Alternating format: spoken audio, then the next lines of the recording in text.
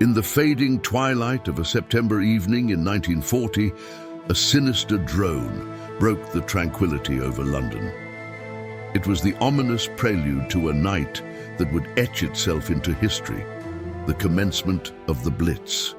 The city, oblivious to the impending threat, buzzed with its usual vitality. Suddenly, the air raid sirens wailed, a cacophony that shattered the routine.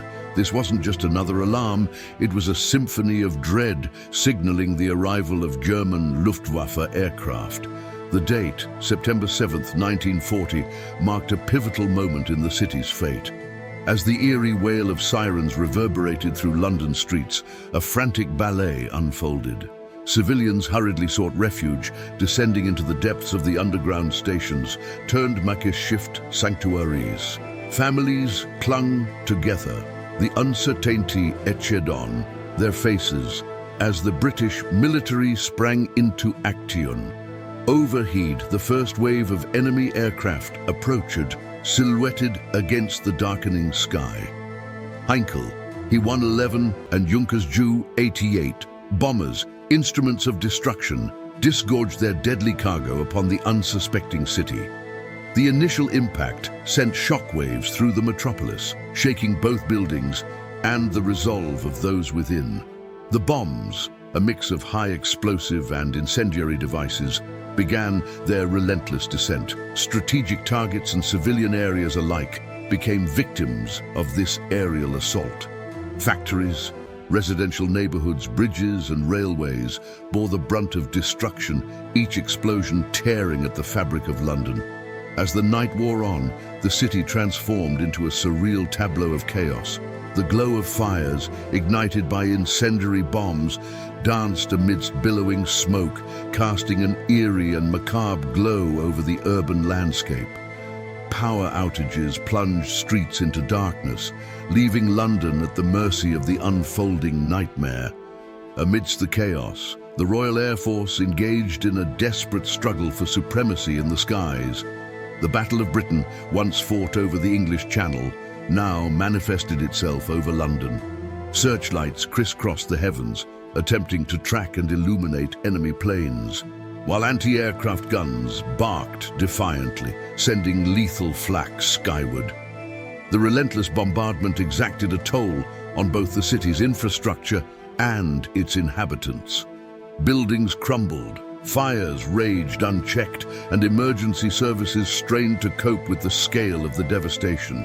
Casualties mounted, and the resilience of Londoners faced an unprecedented test. As the final bombs plummeted, a surreal silence descended over the city. The air raid sirens, having served their grim purpose, wailed the all clear. The battered but unbroken city emerged from the darkness to confront the aftermath. This night was not an isolated event. It marked the beginning of a sustained campaign. The Blitz would continue over successive nights, each bringing its own tale of destruction, resilience, and the indomitable spirit of a city unwilling to yield. In the days that followed, Londoners awoke to a city changed. The landscape, once familiar, now bore the scars of war. Rubble-strewn streets became the canvas upon which the city's resilience would be painted. Buildings that had withstood the test of time lay in ruins, their shattered remnants a testament to the ferocity of the Blitz.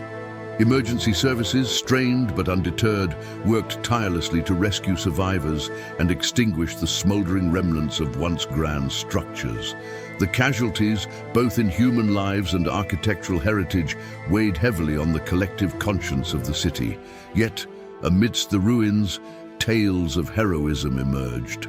Ordinary citizens turned into unsung heroes as they rescued neighbors from collapsed buildings, tended to the injured, and provided solace to those who had lost everything. The spirit of the Blitz, the camaraderie forged in the crucible of adversity, became a defining characteristic of Londoners. The importance of strategic buildings became starkly evident during those dark nights. Some landmarks, by stroke of luck or design, emerged unscathed.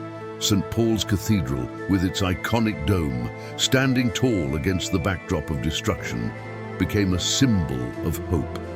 The British government, recognizing the psychological impact of such structures, implemented measures to protect and preserve them. The city's response extended beyond immediate recovery to long-term planning. The urgency to rebuild London became a rallying cry. Architects and urban planners envisioned a post-war city that would not only reclaim its former glory, but also incorporate modern designs and infrastructure. The reconstruction of London wasn't just about rebuilding, it was about shaping a resilient metropolis for the future. As the reconstruction efforts unfolded, Londoners displayed a tenacity that defied the scars of war. The city's skyline, once dominated by ancient spires and historic facades, gradually embraced a modern aesthetic. New structures rose from the ashes, embodying the spirit of a city determined to move forward. The Blitz, with its relentless fury, had tested the mettle of London and its people. The narrative that unfolded each night wasn't just a story of destruction, it was a testament to human resilience, solidarity, and the unyielding spirit of a city that refused to be defined by the devastation wrought upon it. The echoes of the Blitz lingered in the air, not as a haunting reminder of loss, but as a powerful anthem of London's enduring strength and indomitable will.